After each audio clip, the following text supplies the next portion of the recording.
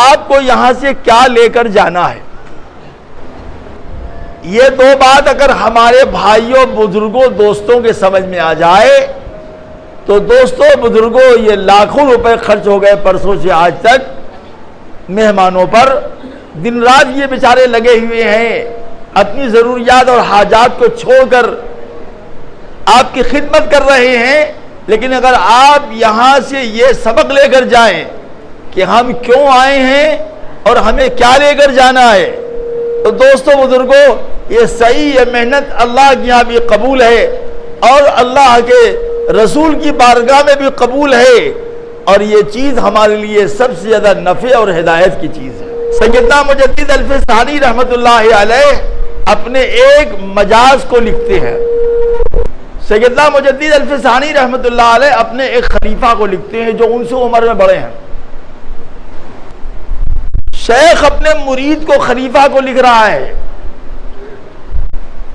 کتنا بڑا مقام ہے مجدد الفسانی کا، یہ اہل علم و دانش سے پوچھئے، مطالعہ کرنے والوں سے پوچھئے، ان کا فیض کتنا زبردست تھا کہ ان کے ایک صاحبزادے خواجہ محمد معصوم سرہندی رحمت اللہ علیہ کہ صرف پنجاب میں 500 خلفاء تھے، 500 صرف پنجاب میں۔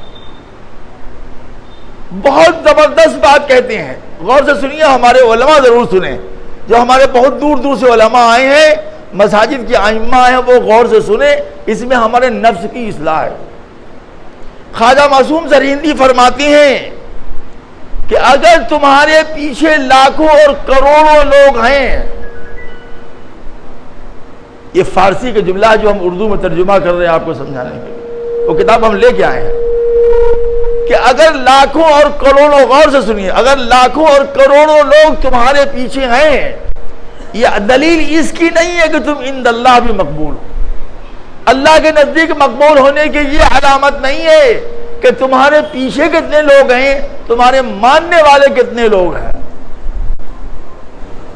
یہ علامت نہیں ہے، بلکہ اللہ کے نزدیک مقبول ہونے کی علامت یہ ہے جو مولانا نے کہا کہ وہ اللہ کی نافرمانی کتنا چھوڑ چکا ہے، ترک معصیت کتنا کر چکا ہے، کیونکہ معصیت کے درجات ہیں، گناہوں کے درجات ہیں، اعمال میں گناہ، اخلاق میں گناہ، عبادت میں گناہ، تجارت میں گناہ، معاشرت میں گناہ، خواطر میں گناہ، قلب میں گناہوں کی خواہش پالنا، موقع ملے گا تو یہ حرکت کریں گے، یہ تمام گناہ اپنے اپنے درجوں کے اعتبار سے گناہ ہیں، اور جو جتنا بڑا آدمی ہے اس سے اتنا ہی بڑا مواخذہ ہے، اتنا ہی بڑا مواخذہ ہے۔ اللہ کی پکڑ اور اللہ کے مواخذے سے ہم سب کو بچنا چاہیے، سب سے پہلے ہمیں بچنا چاہیے کہ یہ مجمع میری وجہ سے جمع ہوا ہے۔ حضرت تھانوی رحمت اللہ علیہ آخر میں بیعت کرنا بند کر دیا تھا، ہم کہتے تھے ہمارے خلفاء میں سے کسی سے ہو جاؤ، فلاں سے ہو جاؤ، تو کسی نے حضرت تھانوی سے پوچھا کہ حضرت یہ کیوں کیا آپ نے؟ مولانا عبد الماجد دریابادی، مولانا عبد الباری ندوی، مولانا سید سلیمان ندوی، ایسے بڑے بڑے جبال علم و عمل نے ان سے پوچھا حضرت یہ کیا کیا آپ نے؟ تو فرمایا میں ڈرتا ہوں کہ اللہ تعالیٰ میرے ایک ایک مرید کے متعلق اگر سوال کر لیں گے تم نے ان کی صحیح تربیت کیا تو نہیں کیا، کتنوں کا جواب دیں گے؟ ہم سوچتے ہیں کچھ بوجھ پورا ہو جائے، کچھ بوجھ ہلکا ہو جائے، اللہ کے یہاں حساب کتاب کم سے کم ہو، اس لیے میں نے یہ بوجھ اپنے مریدین میں متوسلین میں تقسیم کر، یہ تھا خوف خدا، یہ اللہ کے یہاں حساب کا کتاب کا خیال کہ اگر پکڑے گئے تو کیا ہوگا۔ بہت اونچے لوگ تھے، بہت بڑے لوگ تھے۔ مصر کے ایک عالم نے خواب دیکھا کہ میدان محشر بپا ہے، جناب رسول اللہ صلی اللہ علیہ وسلم شفاعت فرما رہے ہیں، چلو چلو چلو چلو چلو چلو، لیکن دو کنارے میدان محشر کے دو کنارے دو آدمی سجدے میں پڑے رو رہے ہیں، داڑیاں ان کی آنسوؤں سے تر، وہ کہتے ہیں ہم دوڑ کے گئے، ارے یہ کیا ہو رہا ہے؟ کہا میں نے اس سے پہلے کبھی ان کا نام بھی نہیں سنا تھا، مصر کے عالم کہتے ہیں کبھی میں نے نام بھی نہیں سنا تھا۔ ایک صاحب کے پاس گئے، نورانی چہرہ، دو رہے ہیں، یا اللہ اے میرے مالک، حسین احمد ایسی جنت لے کے کیا کرے گا جس میں ہمارے آل اولاد متوسلین محبین نہیں ہوں؟ اچھا یہ حسین احمد ہے، دوسرے کو دیکھا وہاں آسمان سے انوار کی بارش ہو رہی ہے، ہزاروں قطار ہوئے، زمین بالکل تر ہو گئی ہے آنسوؤں سے. یا اللہ اشرف علی تو جنتیوں کے جوتے میں بیٹھنے کے بھی لائق نہیں ہے، ایسا کوئی عمل کر کے نہیں آیا ہے تو جنتیوں کے جوتوں میں بیٹھ سکے. اے اللہ آج یہ میری لاج رکھ لیجئے، میرے نبی کے کوئی بھی امتی اگر جہنم میں جائے گا اشرف علی جنت میں نہیں جائے گا. یہ تھے ہمارے اکابر اولئک آبائی فجئنی بمثلہم. آج ان اکابر کا نام لے کر کے ہم زندہ ہیں، لیکن ان کی کوئی عادت ہمارے اندر نہیں، ان کی کوئی خصلت ہمارے اندر نہیں ہے، کوئی صفات ہمارے اندر نہیں ہے، ان کے منہج و منوال پر چلنے کا کوئی مزاج ہی ہمارا نہیں ہے. نہیں دوستو بزرگوں، اچھی طرح تم سمجھ لو اس بات کو، قرآن کا اعلان ہے اولئک الذین ھدی اللہ فبہداہ مقتدی. اوپر کی آیتوں میں ان انبیاء کا صلحاء کا ذکر ہے، فرمایا یہ وہ لوگ ہیں جو اللہ کی طرف سے ہدایت ہیں، ہدایت پر وہ باقی رہے گا جو ان اکابر کی اقتداء کرے گا. اکابر اور اسلاف کے دامن سے اب اپنے کو ہٹائیں گے، گمراہ ہو جائیں گے. یہاں سے یہ سبق لے کر جانا ہے کہ ہم چاہے عالم ہو چاہے غیر عالم ہو، مسجد کے امام ہو، مؤذن ہو، مدرس ہو، تاجر ہو، سیاسی آدمی ہو، لیکن ہمارے ہر عمل، ہمارا ہر کام شریعت کے موافق ہونا چاہیے اور اللہ کی رضا کے لیے ہونا چاہیے. اس جذبے کے ساتھ جائیں کہ جب تک ہم زندہ رہیں گے اللہ کی رضا کے لیے جئیں گے، موت بھی آئے گی تو اللہ کی رضا کے لیے موت آئے گی. کسی بھی عمل کرنے سے پہلے یہ سوچے یہ کام شریعت کے موافق ہے کہ نہیں. ہمارے اکابر اور اسلاف کا اس میں کیا عمل تھا، وہ کیا کرتے تھے؟ یہ فساد کا زمانہ ہے، فساد قلب کا زمانہ ہے، مزاج کے فساد کا زمانہ ہے. تم نہیں بچ سکتے ہو. تم جب ہی بچو گے جب تم اپنی زندگی کو کتاب و سنت کے مطابق بناؤ گے اور اپنے نفوس کا تزکیہ اور اپنے نفوس کی اصلاح اور اپنے نفوس کی تربیت اس طریقے سے کرو کہ تمہارا پڑوسی، تمہارا دوست، تمہارا ساتھی، تمہارے شاگرد، تمہارے ساتھ رہنے والے کہیں وہ خیر الناس، یہ لوگوں میں سب سے بہترین آدمی ہے.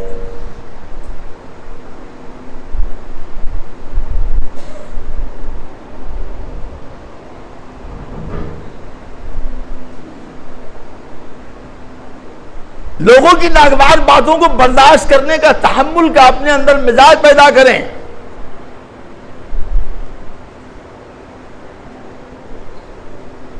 یہ چیز جب تک ہمارے اندر نہیں آئے گی ہم بھیڑیا ہیں، جانور. تحمل کا مزاج پیدا کریں، ناگوار باتوں کو صبح سے شام تک برداشت کریں.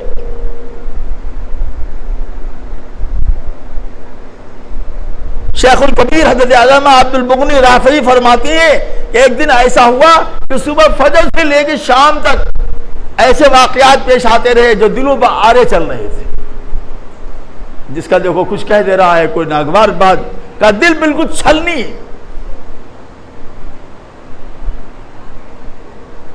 جی چاہتا تھا سب منہ پکڑ کو منہ نوچ لوں. کہتے ہیں عشاء کی نماز پڑھ کے میں تنہائی میں اللہ کے سامنے رونے چلا گیا. یا اللہ یہ ایسی ناگوار باتیں تیرے بندے کہتے ہیں تو تحمل نہیں ہے، اللہ برداشت نہیں ہے، اللہ برداشت نہیں ہوتا ہے، اللہ برداشت نہیں ہوتا ہے. اللہ بددعا کرنا تیرے نبی نے منع کیا ہے، ہم نہیں کر سکتے، ہم سے برداشت نہیں ہوتا ہے. ایسی معمولی آدمی نہیں ہے وہ. علامہ عبد الغنی طرابلسی بہت بڑے آدمی ہیں. حضرت شیخ سیدنا عبد القادر جیلانی رحمۃ اللہ علیہ کے مماثل میں ہیں. اس تصوف پر ان کی بہت زبردست کتاب بھی ہے. تو کہتے ہیں کہ دعا مانگتے مانگتے مجھ کو آنکھ لگ گئی. سن لو مولانا عرفان صاحب، آپ لوگ سن لیجیے، جو لوگ خاص کر جن لوگوں کو اجازت ملی وہ کھوپڑی اپنی درست کر لیں. آنکھ لگ گئی. تو زیارت ہوئی حق تعالی جل شانہ کی، ان کو کہا عبد القادر جیلانی سے بھی بعض معاملات میں تمہارا درجہ بلند ہے، عبد القادر جیلانی سے بھی تمہارا درجہ بعض معاملات میں بلند ہے، لیکن یہ درجہ ملا ہے ناگوار باتوں کو برداشت کرنے کی وجہ سے، یہ درجہ ہی ملا ہے ناگوار باتوں کو برداشت کرنے، تم نے صبر کیا، تحمل کیا، آواز نہیں لگایا، سختی سے نہیں بولے، نظر انداز کر دیا، معاف کر دیا، یہ درجہ تم کو ملا ہے اس لیے کہ تم نے اپنی قوم، اپنی ملت کے لوگوں کی ناگوار باتوں کو برداشت کیا۔ یہ چیز ہمارے اندر پیدا ہونا چاہیے، ہم یہاں سے یہ سبق لے کر کے جائیں کہ ہم انتقام والا جذبہ میرے اندر نہیں ہوگا، بلکہ معاف کرنے والا جذبہ ہمارے اندر ہوگا۔ معاف کرو گے تو اللہ بھی معاف کرے گا، معاف کرو گے تو اللہ بھی رحم فرمائے گا، معاف کرو گے تو اللہ بھی تمہارے ساتھ اچھا معاملہ کرے گا، اس کے ساتھ جو کرے گا تو وہ کرے گا ہی، وہ تو اللہ بندے کا معاملہ ہے۔ خانقاہ تھانہ بھون میں مسجد کے وضو خانے پر کھڑے ہو کر جس شخص نے حضرت تھانوی کو ماں بہن کی گالی دی تھی، کھلم کھلا سامنے ایسے دی تھی، باوجودے کے، غور سے سنیے گا، باوجودے کے بعض میں بڑے بڑے علماء لگ کر کے حضرت تھانوی سے ان کی معافی کرایا انہوں نے۔ اتنی تکلیف حضرت تھانوی کو پہنچ گئی تھی کہ حضرت تھانوی نے فرمایا میں نہیں چاہتا ہوں کہ کسی کی عاقبت برباد ہو، کسی کی آخرت تباہ ہو، اس لیے تم نے جو کچھ مجھ کو کہا ہے میں سب کو گواہ بنا کے کہتا ہوں میں نے معاف کیا اور لکھ کے دے دیا۔ شیخ الاسلام حضرت مولانا حسین احمد مدنی نور اللہ مرقدہ وعد اللہ مراتبہ کو یہ بات معلوم، وہ زمانے میں وہ جیل میں تھے، یہ بات معلوم ہوئی۔ اب آپ غور سے سنیے گا، ہمارے علماء سن لیں۔ اس کے بعد وہ سنبھل کے ایک مدرسے میں پڑھاتے تھے، خانقاہ تھانہ بھون میں وہ ترمذی پڑھاتے تھے، مشکات پڑھاتے تھے۔ نفس کی چال سے ڈر ذرا دیکھ بھی برا نہیں، نفس کی چال سے ڈر ذرا دیکھ بھی مرا نہیں، غافل ادھر ہوا نہیں اس نے ادھر ڈسا نہیں۔ اپنے نفس کی اصلاح سے غافل ہو تو ہمارا نفس بھیڑیا بن جاتا ہے۔ وہ وہاں سنبھل میں پڑھاتے تھے شرح جامی، جس کو 20 سال پڑھا چکے تھے وہ، تو وہاں کے ناظم صاحب نے حضرت مدنی رحمۃ اللہ علیہ کو لکھا کہ فلاں صاحب جو ہے شرح جامی نہیں پڑھا پا رہے ہیں، جگہ جگہ بھولتے ہیں، ربط تو صحیح نہیں ہے، حتیٰ کہ اب تو صحیح عربی عبارت کا ترجمہ نہیں کر سکتے۔ لیکن دوستو کیا ہوا، پھر حضرت مدنی نے ان کو خط لکھا۔ یہ لوگ مدنی تھانوی بہت کرتے ہیں، اسی لیے میں قصہ سناتا ہوں کہ بابا ان کے درمیان میں علمی اختلاف تھا، ذاتی کوئی اختلاف نہیں تھا۔ جو اختلاف تھا وہ اللہ کے لیے تھا، وہ بھی معذور ہیں، وہ بھی معذور ہیں، وہ بھی قابل احترام ہے، وہ بھی لائق تکریم ہے۔ ان کے مقابلہ تم مت کرو، تم ان کے لگے چپلوں میں لگے ہوئے گوبر کے برابر بھی نہیں ہو۔ تو لکھا، ان کا نام لکھا میں نے، چونکہ ان کا انتقال ہو گیا ہے، میں نام نے، اللہ ان کو معاف فرمائے، ان کی مغفرت فرمائے۔ فلاں مولانا صاحب شرح جامی نہیں پڑھا پا رہے ہیں، حیرت کی بات ہے۔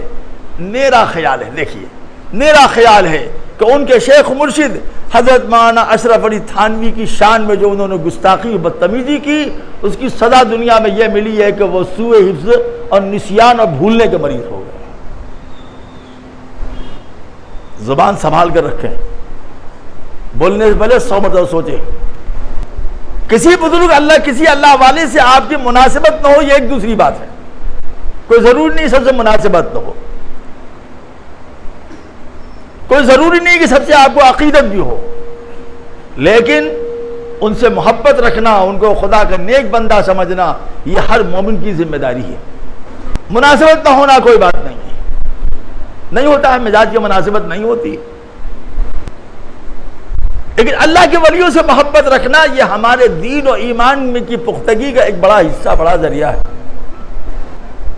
ہم اپنی زبانوں کو بند رکھیں اور صحیح طریقے سے زندگی گزارنے کی کوشش کریں، اللہ والوں کی صحبت میں بیٹھیں، ان کی بات سنیں، ان پر عمل کریں، علماء کا اکرام کریں، ہم نے اپنی آنکھ سے دیکھا ہے مشائخ و اہل اللہ کی علماء کی شان میں گستاخی کرنے، اپنی آنکھ سے دیکھا ہے کہ موت کے بعد اس کے منہ سے پخارا نکل رہا تھا، حالانکہ وہ گستاخی کرنے والا بڑا عبادت گزار تھا۔ اللہ کو اپنے علماء کی شان میں گستاخی پسند نہیں ہے۔ حضرت تھانوی فرماتے ہیں کہ عالم اگر بے عمل ہے تب بھی تم اس کی شان میں گستاخی نہیں کر سکتے، کیونکہ وہ علم کا مدعی ہے، عمل کا مدعی نہیں ہے۔ اپنے ائمہ کا اکرام، اپنے علماء کا احترام، اپنے معذرین کی تعظیم، اپنے علاقے کے علماء کو اپنے سر کا تاج سمجھنا، اپنی ضروریات، اپنے مسائل کو جا کر ان پر حل کرنا نہ ہو عقیدت، ایک دوسری بات ہے۔ ہو سکتا ہے مزاج کی بات ہوتی ہے، کسی کو کسی سے مناسبت ہوتی ہے، کسی کو کسی سے مناسبت ہوتی ہے۔ اگر امام ابو حنیفہ کی والدہ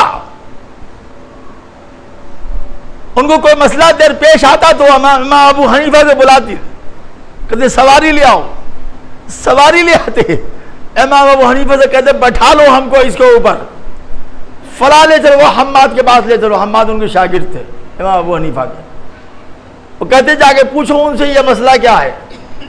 حضرت حماد کہتے حضرت ہم تو آپ کے شاگرد، ہم کو کیا مسئلہ معلوم ہے، آپ بتائیے۔ امام ابو حنیفہ ان کو مسئلہ بتاتے، وہ جا کر اپنی والدہ کو بتا، کہا اب ٹھیک ہے، بیٹا ان کا بحر العلم امام، لیکن اماں کو یقین ہے، اپنے بیٹے کی شاگرد پر یقین ہے کہ امام ابو حنیفہ کو ناگوار نہیں گزرا، نہیں، یہ تو آپ مناسبت کی بات ہے، ان کی بات جلدی سمجھ میں آتی ہے، ان کی بات دیر میں سمجھ میں آتی ہے۔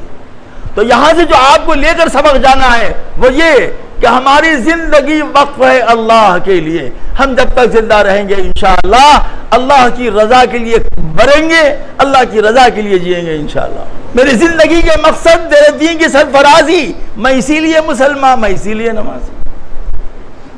اللہ والوں سے محبت کریں، معمولات کی سختی سے پابندی کریں، کسی دن چھوٹ جائے دوسری وقت پورا کریں، کم سے کم کریں، معمولات کو سختی سے پورا کریں، اور دعاؤں کا بہت ہی زیادہ اہتمام، دعاؤں کا بہت زیادہ اہتمام، دعاؤں کا بہت زیادہ اہتمام کریں، انشاءاللہ زندگی ہماری نورانی، عرفانی، روحانی ہو جائے گی۔ ہم مولانا داؤد صاحب اس مسجد کے امام ہیں، ان کا اس مسجد کی کمیٹی کے تمام صدر، سیکریٹری، ممبران، خزانچی، اس نوجوان بچے جو دن رات 3 دن سے دوپہر میں ناشتہ کھانا آگ میں جھلس رہے ہیں، ہمارے مہمانوں کو کھانا کھلا رہے ہیں، اور اس بستی کے تمام ماؤں، بہنوں، بیٹیوں، بچوں کا تہہ دل سے شکر گزار ہیں۔ ان کے سامنے عظمت سے میرا سر جھکا ہوا ہے، میں تہہ دل سے ان کا شکر گزار ہوں کہ انہوں نے ہمارے مہمانوں کا اکرام کیا۔ اللہ آخرت میں آپ سب کا اکرام فرمائے گا انشاءاللہ۔ یہ میری دعا ہے اور یہ شکریہ ہے۔ اس میں بہت بڑے علماء آئے ہوئے ہیں، بہت قیمتی علماء آئے ہوئے ہیں، ہمارے حضرت مولانا غلام رسول صاحب جن کی 90 سال کی عمر ہے، بیٹھے ہوئے ہیں آپ، مولانا عرفان صاحب آئے ہیں، مولانا اسحاق صاحب آئے ہیں، بہت بڑے علماء آئے ہیں، بہت سے لوگوں 30 تو علماء کے چہرے تو مجھے یہی نظر آ رہے ہیں، 30-32 مقامی بھی اور بیرونی بھی، اس میں 20 کے قریب تو میرے مجاز ہیں، مولانا عرفان صاحب، مولانا اسحاق صاحب، مولانا کلیم صاحب، مولوی غفران صاحب، مولانا غلام رسول صاحب، یہ ہمارے نمبر، اور بھی بہت سے لوگ ہیں جن کا نام لینا بہت مشکل کام ہے۔ یہ بوڑھے بوڑھے لوگ آئے ہیں، آپ کی محبت میں آپ نے ان کو پیار دیا، ان کی تکریم کیا، ہمیں امید ہی نہیں انشاءاللہ ہے دعا کے بعد کھانا کھلا کر وقت سے پہلے پہلے مہمانوں کو اسٹیشن پہنچا دیں گے تاکہ وہ سکون سے چلے جائیں۔ ہم ایک مدہ پھر دل کی گہرائی سے شکریہ ادا کرتے ہیں اور آپ سے درخواست کرتے ہیں کہ ہمیشہ اس بات کو دماغ میں رکھیں، ہمیشہ اللہ دیکھ رہا ہے، کوئی نہیں دیکھ رہا ہے، کوئی نہیں دیکھ رہا ہے مگر، کوئی نہیں دیکھ رہا ہے مگر، کوئی نہیں دیکھ رہا ہے مگر اللہ دیکھ رہا ہے، تو اللہ کے لیے کام کرنا ہے۔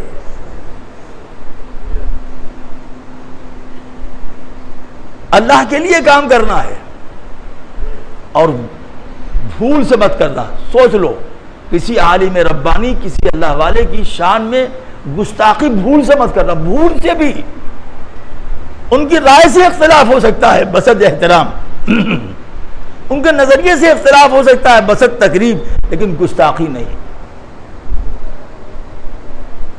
میں صرف ایک قصہ اگر کہیے تو سنا دوں، بڑا دعا کرا دوں، بولے سنا دو. ہمارے حضرت مولانا شاہ مسیح اللہ صاحب جلال آبادی کے ہاں جب تھا، افریقہ کے بہت بچے رہتے تھے، یعنی دارالعلوم دیوبند سے زیادہ رہتے تھے حضرت کے زمانے میں. اور افریقہ کے بچے عموماً چھوٹے چھوٹے چھوٹے چھوٹے بڑے خوبصورت نازک مزاج ہوتے تھے، زیادہ تر وہی تھے، حفظ میں وہی، دورے میں وہی. ان کی افریقی نام سے ایک بلڈنگ تھی. بس آپ کو بہت لمبا قصہ نہیں، جو بات سنانا ہے کہ اہل اللہ کی شان میں گستاخی کا انجام کیا ہے. یہ کتاب کا قصہ نہیں، یہ میرا خود آنکھوں کو دیکھا ہوا ہے.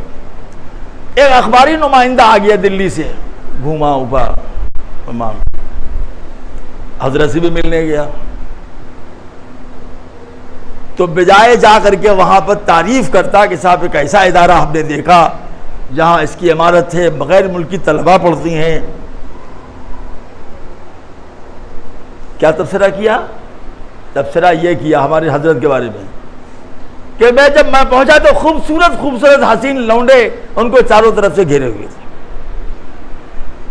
یہ اس وقت کی بات ہے جب ہمارے حضرت کی عمر 80 سال کی تھی کہ نظر بھی کم آتا تھا، چشمہ لگاتے. یہی نہیں لکھا، نہیں اخبار میں لکھ کر کے وہ چھاپ دیا، وہ چھاپ کر کے اس کا ایک کاپی جلال آباد بھیج دیا. غور سے سننا، اگر دل ہوگا تو رو دینا. وہ پرچہ کھول کے حضرت کو سنائے. ہمارے اکابر کی بڑی شان تھی، کوئی ان کے خلاف کچھ بولتا تھا سنتے تھے، تحمل سے کام لیتے تھے. نہیں بھائی یہ غلط ہے، یہ مناسب نہیں. ہم نے حضرت شیخ کو کہتے سنا، حضرت ناظم صاحب کو کہتے سنا، شاہ وصول اللہ صاحب کو کہتے سنا، بڑے بڑے اکابر. نہیں بھائی یہ بات ایسے غلط ہے، صحیح نہیں ہے، بس بات ختم.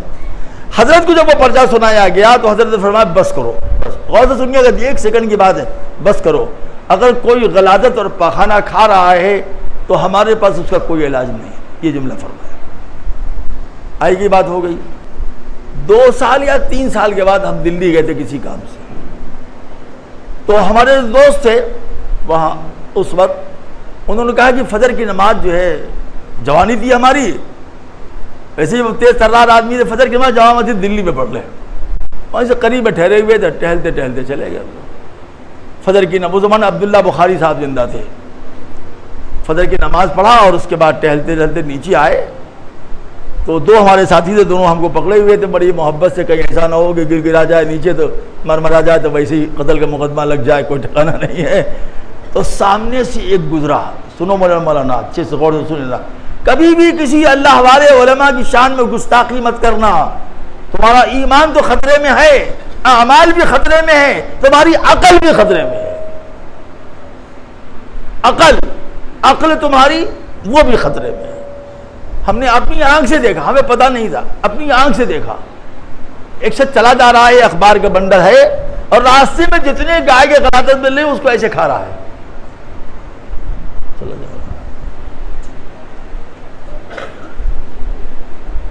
ہم کو متلی ہونے لگا، یار ہٹو جلدی ہٹاؤ، یہ کیا کر رہے ہو، کہاں لے کر کے آئے، یہ پاگل ہو گئے کیا. تو ہمارے ساتھیوں نے وہ بٹھا دیا. مفتی عتیق الرحمان صاحب رحمۃ اللہ علیہ کے صاحبزادے تھے، اور کون آدمی یاد نہیں. خیر جب وہ قے ہو گئی تو میں نے کہا بابا یہ کہاں تم لے کر کے آئے مصیبت میں. کہنے لگے ہم لوگ خاص کر کے آپ کو لے کر کے آئے. تو کیوں؟ کہا یہ وہی شخص ہے جس نے حضرت جلال آبادی میں لکھا تھا کہ خوبصورت خوبصورت لونڈے جو ہیں ان کے پاس رہتے ہیں، اور حضرت نے فرمایا تو کوئی پخانہ کھا رہا ہو تو ہم کیا کر سکتے، یہ پخانہ کھا رہا ہے. اہل اللہ کی شان میں گستاخی کا اپنے آنکھ سے دیکھ لیجیے. سینکڑوں نہیں ہزاروں دلی کے لوگ جلال آباد کے جا کے حضرت سے معافی مانگا. کہا نہیں بھائی آپ نے تو کوئی غلطی ہی نہیں کیا. تو حضرت اخبار میں ایسے چھاپ دیا کہ ہم لوگوں کے دلوں میں بھی آپ کے لیے بدگمانی پیدا ہو گئی تھی. اللہ توبہ اللہ توبہ اللہ توبہ. دلی یونیورسٹی کے پروفیسر عبد الماجد صاحب وغیرہ حضرت سے بیٹھ ہوئے اسی واقعے کے آنکھ سے دیکھا کہ اللہ کے ولی کی شان میں گستاخی کیا اور کہا پخانہ کھانا، تو اپنی آنکھ سے پخانہ کھاتے دیکھ لیا. اس لیے کسی عالم ربانی کی شان میں، مساجد کے ائمہ کی شان میں آپ کو مناسبت نہیں ہے، کوئی بات نہیں، لیکن گستاخی کے الفاظ مت نکلے. نگاہ ولی کی وہ تاثیر دیکھی، بدلتی ہر ایک کی تقدیر دیکھی. شاہ وصول اللہ صاحب بیمار تھے، آخر میں ایک غیر مسلم ڈاکٹر آتا تھا، جب باہر نکلتا تو کہتا میں نبض دیکھتا ہوں تو یہ مرا ہوا ہے. ہماری طبی دنیا کے حساب سے یہ مرا ہوا ہے، ایسا ہوا، لیکن یہ تو بڑے میاں بول رہے ہیں، کھا رہے ہیں، پی رہے ہیں، اٹھ رہے ہیں. یا اللہ یہ کون سی مخلوق ہے؟ یہ کون سی مخلوق ہے؟ حضرت اچھے ہو گئے، برابر آتا رہا جب تک حضرت زندہ رہے، تو حضرت نے اس کے سر پر ہاتھ رکھ کے دیا کہ ڈاکٹر صاحب آپ کے ہاتھ میں شفا بہت ہے، پتہ نہیں کیا نام تھا، اچھا سا نام، آپ کے ہاتھ میں شفا بہت ہے، کہا میرے لیے دعا کر دیجیے۔